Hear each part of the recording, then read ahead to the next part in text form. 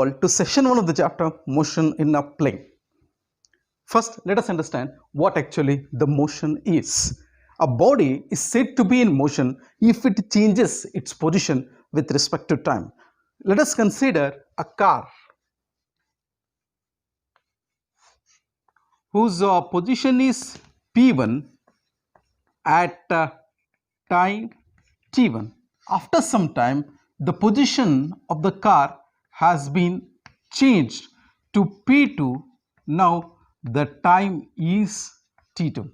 If a body changes its position with respect to time, then the body is said to be in motion, right? Okay, let me write like this. A body is said to be in motion if it changes its position with respect to time. With respect to time, if a body changes its position, then the body is said to be in motion, otherwise the body is said to be at rest. Now, this motion is of three types. Let me write like this. Let me take types of motion. The first one is motion in a straight line. Straight line. Second one is motion in a plane, and third type is motion in a space. Okay, this motion is of three types: motion in a straight line, motion in a plane, motion in a space. Let us go with the first one, motion in a straight line. If a body moves in a straight line, then that kind of motion is called as motion in a straight line, or it is also called as one-dimensional motion, right? If a body moves right side, let me take like this, the body is moving along x-axis. If the body moves upwards, let me take like this, the body moves along y-axis. Means it requires only one axis to express the motion here, right? So that is why the reason that motion in a straight line is also called as one-dimensional motion, right? Okay. The example for one-dimensional motion is a moving train, right?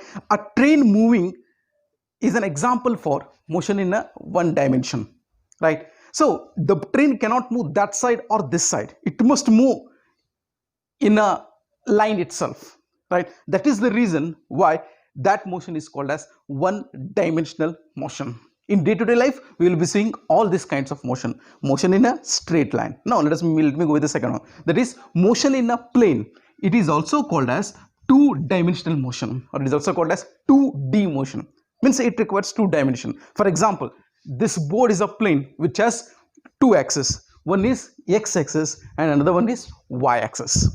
Means if a body moves in a plane, then that kind of motion is called as motion in a plane which has two dimensions, right? For example, if this is a plane, it has two dimensions, x-axis and y-axis, right? This board has two axes, x-axis and y-axis. If a body moves on the plane itself, then this kind of motion is called as motion in a plane or two-dimensional motion.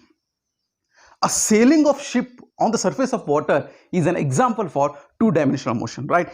Ship can move this side or this side. Ship cannot come up of the water, right? That is the reason the ship moves on the plane of the water itself. So the sailing of ship on the surface of water is an example for motion in a plane, or it is called as two-dimensional motion. Now let me go with third one, that is motion in a space, or it is also called as 3D motion, right? Three-dimensional motion. Means here the motion is like this. Let me take, it has three dimensions. This is along x-axis and along y-axis. Even the motion will be out of the board, right? I cannot draw like this z-axis. Let me write here, and this is z-axis. How many axes are there? Three axes. So this kind of motion is called as three-dimensional motion. Means a body can move this side, even the body can move upwards. If this kind of motion is there, then that kind of motion is called as motion in a space. A flying bird is an example for motion in a space. Bird can fly this side, and it also can fly upwards. So flying bird is an example for motion in a space, or it is also called as three-dimensional motion. Let me give another example.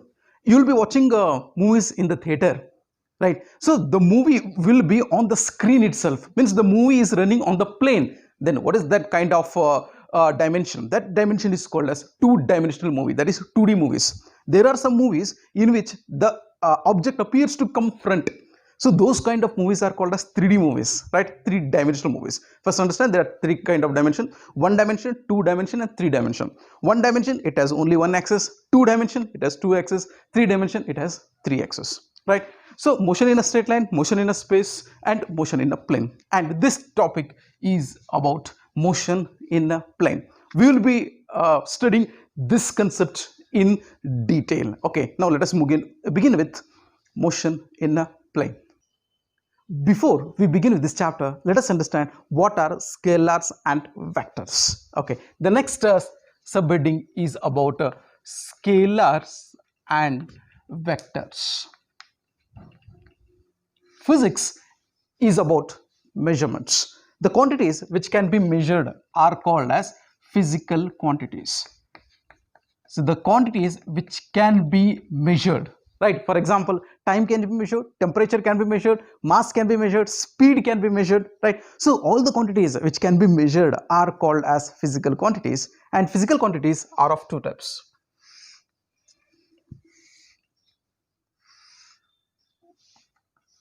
The first category, let me call it as scalars, and the second category, let me call it as vectors. Okay, first let us understand what are scalars. So scalars are the physical quantities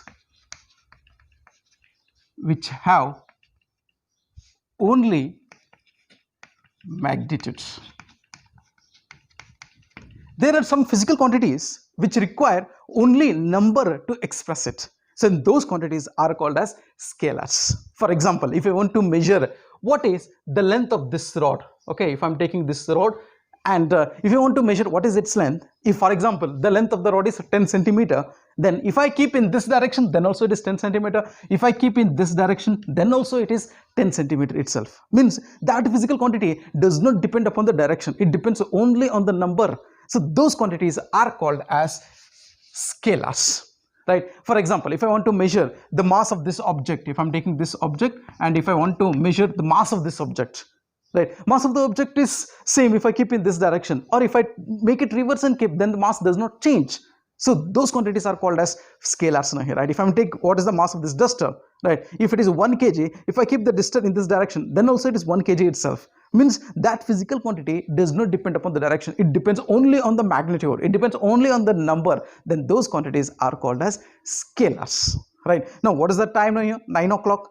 If it is 9 o'clock, it does not depends on the direction now here, right? So everywhere it is 9 o'clock itself now here, right? So the quantities which does not depend upon the direction, which depends only on the number, and those quantities are called as scalars. Okay, let me define what are scalars. So these are the physical quantities which have only magnitude, it requires a number to express it completely, then those quantities are called as scalars now here, right? For example, the example for scalars are, let me take now here, path length,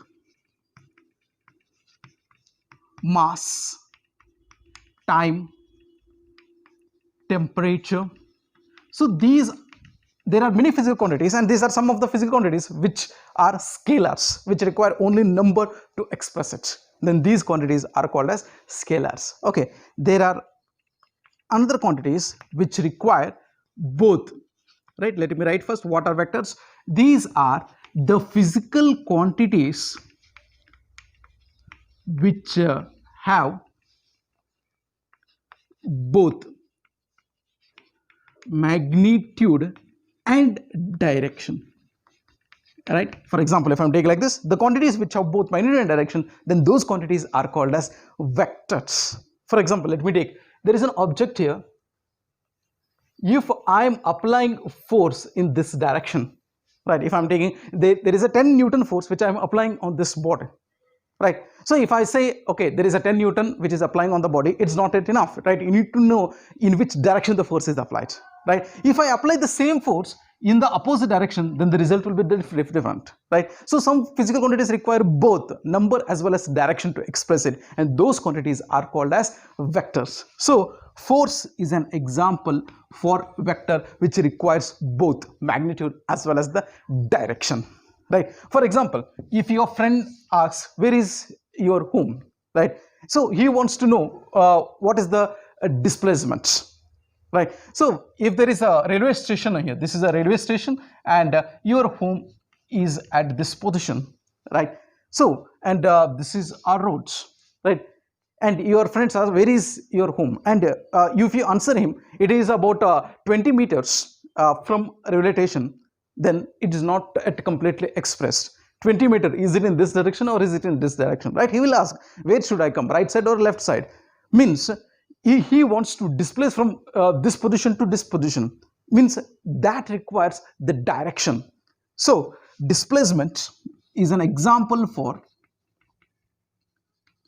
vector quantity which requires both magnitude as well as direction. So those quantities are called as vectors, right? So velocity, that is also a vector quantity which requires both magnitude as well as directions, right? So whenever we will be introducing a new physical quantity to you, we will be expressing either is it a scalar or a vector, right? You need to able to identify is it a scalar or a vector. Accordingly, we will be relating further concepts with that now. Okay, now let us understand what is the difference between scalar and a vector. Okay, let me begin to identify what are the differences between scalars and vectors. First, as usual, you know, these have only magnitude, okay, and vectors, these have magnitude and direction, right? So this is the first difference. These quantities have only magnitude, these quantities have magnitude as well as direction, right? So the second is these are always positive, right? So scalar quantities are always positive. For example, what is the mass of this duster, right? It is, if I say it is 1 kg, then it is always positive, right? We cannot express the mass in negative, right? We cannot say it is minus 2 kgs, right? So there are some these scalars always have positive values, right? These quantities cannot have negative values, right? Vectors, these may be positive, negative, or what we say here, 0, right? These may be positive, negative, or 0, right? It may be positive, it may be negative, or a 0 here, right? For example, if I want to speak about the example for a positive, negative, or 0 here, right? If I'm taking like this, if I displace this duster, right, in this direction, if I say it is 2 meter, if I displace it in the opposite direction, it will be minus 2 meters, right? Displacement can be minus here, right? So these quantities can be positive, this can be negative, or it can be also what we say here, 0. If a body moves and come back to the same position, then what is the displacement? The displacement is 0 now here, right? So vectors can be positive, or they can be negative, or they can be 0, but scalars are always positive, right? Okay, now let me go with third difference.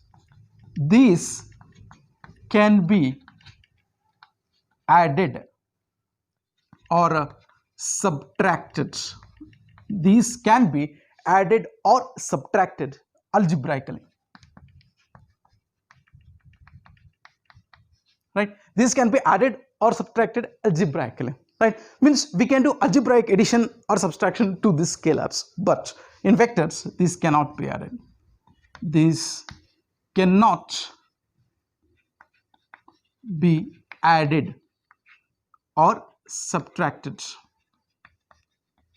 algebraically. Okay, see, these can be added or subtracted algebraically, this cannot be added and or subtracted algebraically, right? For example, if the mass of this duster is 2 kg, right? If I keep another one duster of 2 kg, then what is the total mass now here? It is 4 kg. Means we can add 2 plus 2 is equal to 4 now here. But when we speak about vectors, you cannot add like this now here, right? For example, if there is a duster here, and if I am applying a 2 Newton force in this direction, if I apply 2 Newton force in this direction, that is, this will not move. Means even though I am applying 2 Newton here, 2 Newton in this direction, you cannot add as we add in algebraic addition or subtraction. So these cannot be added or subtracted algebraically. Then how they can be added? Okay, that we will be learning in this chapter, right? Later on we will be learning how to add and subtract vectors now here, right? First thing what you need to understand here is scalars can be added or subtracted algebraically, but vectors cannot be added and subtracted algebraically. So this is the third difference now here. Let me move on to the fourth difference now here, right? And we speak about the scalars and vectors. These change with the change in magnitude. Okay, this change with only change in magnitudes. Vectors, these change with change in magnitude or direction or both. Okay, see here, this change with change in magnitude alone, and this change with change in magnitude or direction or both. Right? If you want to change the scalars, if you change the magnitude, that's enough now here, right? So if I'm speaking about 2 meter now here, if I make it 3 meter, okay, there is a change in the scalar now here, right? So if you change the magnitude, it's enough to change the scalars. But in vectors, we can, if there is change in magnitude, the vector is changed. If there is change in direction, again the vector is changed. Or it can be changed in both the magnitude as well as direction, then it can also be changed, right? So these change with change in magnitude and these change with change in magnitude or direction or both now here, right? Okay, now let me go with the next one. These can be represented. Okay, so let me take now here. Let me take like this. These are represented by ordinary letters. Ordinary letters. Okay, these scalars are represented by ordinary letters. For example, time, let me take it as T, right? What is the mass? Let me take it as m now here, right? If I'm speaking about a length, let me take it as like this. So these are represented by ordinary letters. Vectors, let me take now here. These are represented. These are represented by a letter with an arrow on it. With an arrow over it. Okay. Vectors are represented by a letter with an arrow over it, right? For example, if you want to represent acceleration, let me take A and I need to write an arrow over it. If I write an arrow over it, then this quantity is a vector quantity, right? If I want to write velocity, V I will be writing and I will be drawing an arrow like this. So velocity is a vector quantity. If I want to write force, I will be writing F and arrow over it. If I write an arrow over letter, then that quantity is a vector quantity. So these are vector quantities and these are scalar quantities. So these are represented by ordinary letters. These are represented by letter with an arrow over it. Right? When we print in a book now here, if the letters are bold, then that quantity is a vector quantity. If the letter is simple now here, then it is a scalar quantity, right? By seeing the letter itself, we can identify is it a scalar or a vector. For scalars, ordinary letters. For vectors, letters with an arrow mark. So we can just differentiate it by writing, by representing in a letter with an arrow mark now here. So these are vectors and these three are scalars. So these are some of the differences between scalars and vectors. Now let us move on to the representation of a vector. The next subheading is representation. Representation of a vector. How do you represent a vector? So the next concept is about representation of a vector. How do you represent a scalar? By a number itself. There is no other thing to represent because it has only magnitude. So number is enough to represent a scalar. But to represent a vector, you need the direction also, right? Okay, let me write. A vector is represented by a straight line. By a straight line. Okay. A vector is represented by a straight line with an arrowhead. with an arrowhead. Okay, see here, a vector is represented by a straight line with an arrowhead. Okay, for example, this is how we represent a vector. There is a straight line with an arrowhead. The length of the line represents magnitudes. Okay, what we need to understand about this? Length of line represents magnitude. Do you understand? The length of the line represents magnitudes, and arrow represents direction. Right? So what we need to understand? A vector is represented by a straight line with an arrowhead.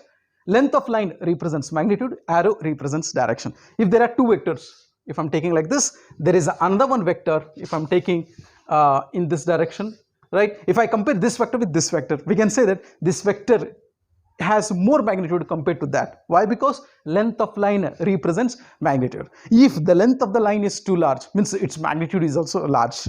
And what does arrow represents? Arrow represents direction, right? If I want to write what is the direction here, the arrow represents the direction here, right? Okay, if I change this direction with this, means the vector is in this direction, downward direction. The force is applied in downward direction if I'm taking like this, right? So the length of line represents magnitude, arrow represents direction, right? Once again, a vector is represented by a straight line with an arrowhead. Length of line represents magnitude and arrow represents direction. Okay, let me take one example here.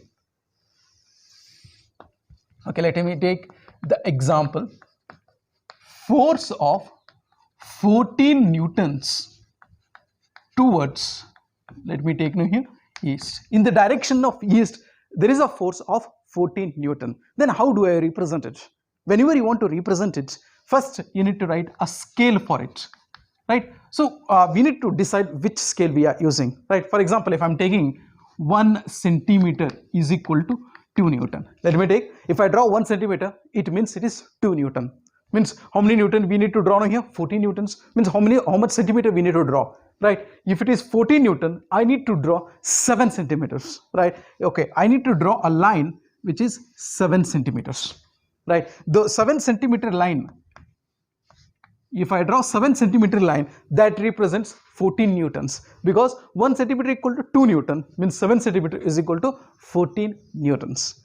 Then where is the direction of this force now here? Towards east, means towards east is in this direction. Let me take like this, means the arrow represents, it is 14 newtons and towards what we say here, east. And this is how we represent a vector, right? This is 14 newtons towards east, right? So this is the representation of a vector. Vector is always represented by a straight line with an arrow head. And one more thing what we need to understand here is, if I write like this, this is force. We know a vector is represented by a letter with an arrow on it. So this is how we represent a vector. And another thing what we need to know here, how to represent magnitude of a vector.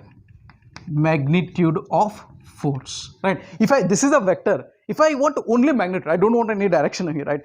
It can be represented like this. If I write modulus of force, right? There is a vector, and if I write modulus of that, then it represents only the magnitude, right? Modulus of force, it can be written like this, that is F. Means it is only the magnitude of the vector. Then how much is this now here? It is 14 Newton. Do understand this, right? This is a vector, this is modulus of vector, right? The magnitude of vector can be represented by like this, that is modulus of vector. Okay, just understand what is difference between this and this now here, right? Okay, now once again, if I'm taking another example, that is acceleration. You are applying the acceleration, that is 2 meter per second square, that is towards west. If I'm taking like this, 2 meter per second square towards west. And this is the representation of a vector. If I want its magnitude, so how do I write this now here? A like this. This is the magnitude. If I write magnitude, then the answer will be only 2 meter per second square. Means I'm speaking only about its magnitude. This is how we represent it, right? If I speak only magnitude of the vector, I can write like this. I'll not be writing the direction of it, right? So it represents both magnitude as well as direction. And if I write modulus, then it represents only the magnitudes. Now, let us understand what are position and displacement vectors. let us consider a car whose position is P1 at time T1. Okay, let me consider this is a car whose position is P1 at time T1. This car travels and end at this position. Let me take like this. So this is a car whose position is P2 and at time T2. Okay, the car moves from this position to this position. Okay, how do I represent it? Whenever we represent a position, we need to take always from a point of reference, right? In day-to-day life also, we will be following this rule. Whenever somebody asks, where are you? And you will be giving a point of reference which everybody knows, right? For example, if you are standing near the bus stand, if your friend asks you, where are you? You will be saying that, okay, you are standing near the bus stand here, right? What is bus stand here? Bus stand is the point of reference, right? Okay, if I take, this is a bus stand here. This is the bus stand. Near the bus stand you are standing, and what is this now here? It is point of reference, point of reference, right? So you are explaining the position of the car with respect to the point of reference, that is the bus stand, right? Let me take this situation and draw the graph now here, right? So let me consider a graph here. Okay, let me take a graph like this. This is the position P1 and the car moves to this position. Let me call this position is P2, right? So what is the point of reference? Let me take this origin as the point of reference.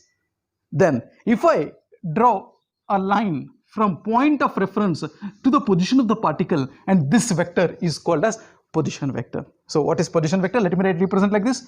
OP1 is which vector now here? It is a position vector, right? A vector drawn from point of reference to the position of the particle is called as position vector, right? Okay, this is also position. Let me draw a point. Okay, this is also position vector. So what is P? OP2, let me write like this, from O to P2, that is OP2, that this vector is also a position vector, right? Whenever we represent a position of a particle, we always take it from a point of reference, right? So these two vectors are, which vectors are here? Position vectors. So what is a position vector? A vector drawn from the point of reference to the position of a particle is called as position vector. Okay, there is another one vector called what we say here, displacement vector. Let us understand about this now. Okay, first of all, let me write what actually the position vector is. A vector drawn from point of reference to the position of a particle,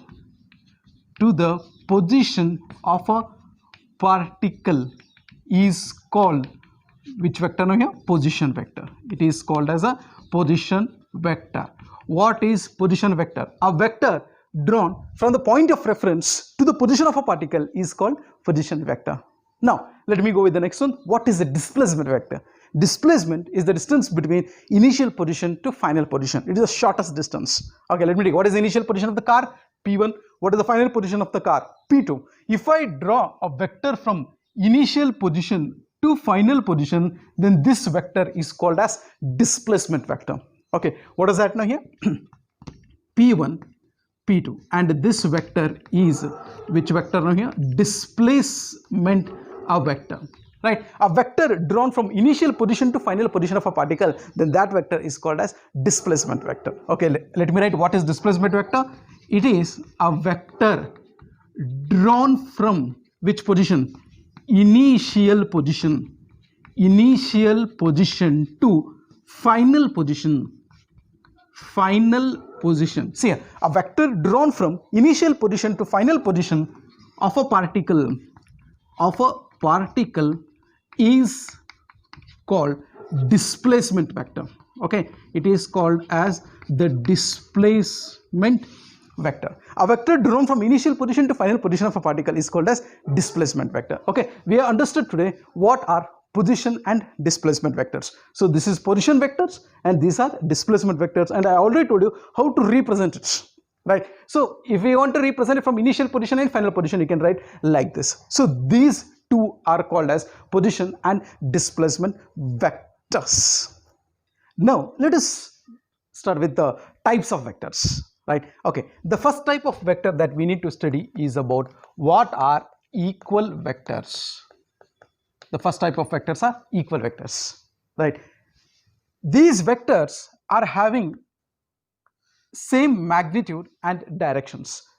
Any two vectors, if they are having same magnitude as well as direction, are called as equal vectors, or it is also called as equality of vectors, right? So these are two vectors. If I am taking this is a vector, and if I am considering this is b vector, a vector is equal to b vector. So these kind of vectors are called as equal vectors, right? So vectors having same magnitude, vectors having same magnitude and same direction are called equal vectors, Okay, what are equal vectors? These are vectors having same magnitude and same directions. If they are having same magnitude and same direction, they are called as equal vectors. For example, if I am taking this is a vector now here, right? If I am taking this is a vector, right?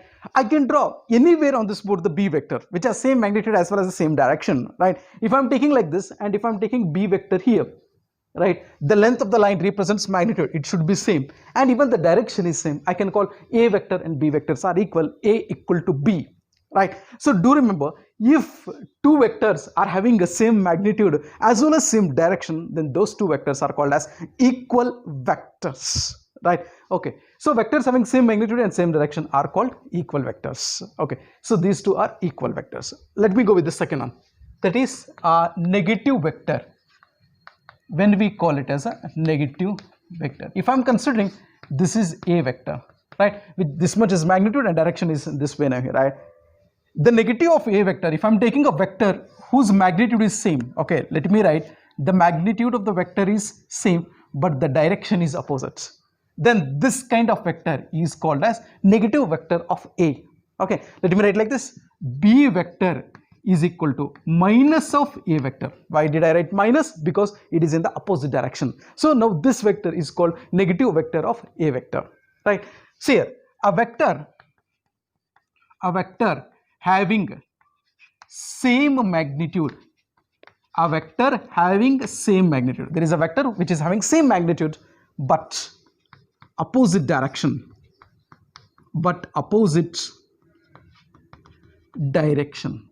a vector having same magnitude but opposite direction of a given vector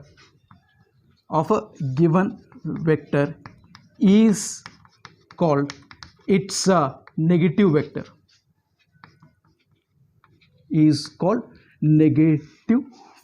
Okay, what is negative vector? It is a vector having same magnitude but opposite direction. So that vector is called as a negative vector. The name itself is negative, means opposite, right? Okay, if I am considering this is a vector, the same but opposite, if I write like this, I can write it as negative vector, that is b vector is equal to minus a vector, or simply you can write directly here also, it is minus a vector. So this vector is a negative of this vector. Magnitude should be same but opposite in direction, and that vector is called as a negative vector. Now, after completing what is negative vector, let me move to the third type of vector, that is zero vector. It is also called as null vector. It is a vector whose magnitude is zero is called zero vector, or null vector, right? If there is a vector whose magnitude is zero, it is called as zero vector, and it is denoted by 0, and there is a vector like this. And if I ask you what is the magnitude of zero vector, we know how to represent the magnitude. What is the magnitude of zero vector? The magnitude of zero vector is 0 itself, right? For example, this is a duster. If I apply 4 Newton force in this way, and if I apply the force Newton force in this way, right? So this force will get cancelled. Then what is the resultant force? Plus 4, minus 4, they get cancelled, and the body will not move, because even though the forces are acting on this duster, the body is not moving because the resultant force is 0, right? So that vector is called as zero vector. A vector whose magnitude is 0, that is called as zero vector, and it is denoted by 0 like this, and the magnitude of zero vector is 0 itself. So this is called as zero vector, or it is also called as null vector. Now let us move on to the fourth one, that is, what is unit vector? Okay, let me go to the next type of vector, that is the fourth one, that is unit vector, right? Let me write what actually the unit vector is. It is a vector whose magnitude, let me write like this, a vector whose magnitude is 1 or unity, right? A vector whose magnitude is 1 is called unit vector. Simple, the name itself says unit means 1. A vector whose magnitude is 1, that is called as a unit vector. Okay, let us understand much about this, because this vector I'll be using lot of times in this chapter. What is a unit vector? Okay, we will be understanding about this in detail, right? And it is denoted by a letter with a cap on it. Okay, simple. Note, see, if I'm taking, it is denoted by a letter with a cap on it. If I'm taking a letter n, if I write a cap, then that vector is called as unit vector, right? Do understand how is vector represented? A letter with an arrow on it. Instead of arrow, if I write cap, it is understood it is a unit vector and its magnitude is 1, right? Do you remember? Unit vector is always denoted by a letter with a cap on it, right? Now come on, tell me, what is its magnitude? Magnitude of n cap. What is the magnitude of this? The magnitude of this is 1, right? You know, the magnitude of a unit vector is always 1, right? Okay, now let me tell you much about this. Okay, see, it is denoted by a letter with a cap on it, and the magnitude of a unit vector is always equal to 1. Okay, where you will be using these vectors? Remember, this vector is used, it is used to specify direction. Do you understand this? It is used to specify direction. Whenever we need to specify the direction, I will be using unit vector. It is used to specify direction, right? Okay, come on, tell me, if I am taking like this now here, right? If I am considering, okay, come on, tell me, if there is a vector, shall I write like this? This is a vector. A vector is a quantity which has both magnitude as well as direction. Come on, tell me, how do you represent the magnitude? Magnitude is represented by modulus. I have already told you how to represent this. What does it represent? It represents magnitude. And how to represent the direction? Do you remember? Unit vectors are used to represent the direction. Okay, how to write? A cap means this represented magnitude and this represented the direction, right? Vector is a quantity which has both magnitude and direction. Magnitude is always represented by modulus and direction is always represented by a unit vector. Do you remember this? Okay, now by using this, let me define what is unit vector. Shall I write like this? A cap equal to, okay, if I'm taking like this, a vector divided by modulus of v vector. This formula you need to understand. A vector, a unit vector A is equal to a vector divided by its modulus. Unit vector is also defined as, let me write like this, unit vector is also defined as, it is also defined as ratio of, it is also defined as ratio of a vector with its what we say now here, modulus. Let me take like this. Our unit vector is also defined as the ratio of vector to its modulus. Let me take like to its magnitude. Okay, unit vector is also defined as the ratio of a vector to its magnitude. A vector to its magnitude, and this vector is called as a unit vector, right? Okay, now let me tell you one thing here, where we will be using this kind of vectors. As I already told you, three-dimensional motion is a motion which has 3 axes. Let me take like this. This is x-axis and this is y-axis, and I cannot draw z-axis in this way. Instead, let me write like this. This is z-axis. What we need to remember here is, along x-axis, to represent a vector along x-axis, I will be using a vector called I vector. Remember, whenever I write I cap, then it is along x-axis. If I write along y-axis, there is a unit vector, and let me represent it by j cap. Right, j cap is a unit vector along y-axis. Right, along z-axis, let me take another one vector, that is k cap. That is unit vector. K cap is a vector which is used to represent along z-axis, means it is along in this way now here, right?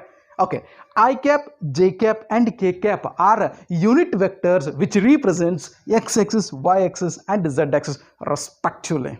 Right, do you understand? If I write like this, come on, tell me, what is the modulus of I cap, man?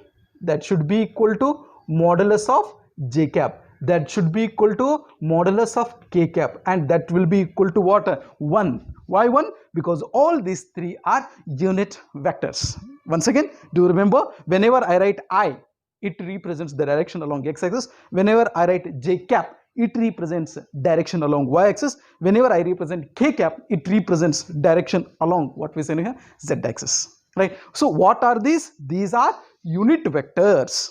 Right. It is represented by a letter with a cap on it. What is the use of unit vector? It is used to specify. Do remember, unit vectors are always used to specify the direction. Right. What is the formula for unit vector? Vector by its modulus. Right. You need to write a vector divided by its modulus gives unit vector. Right. Thank you.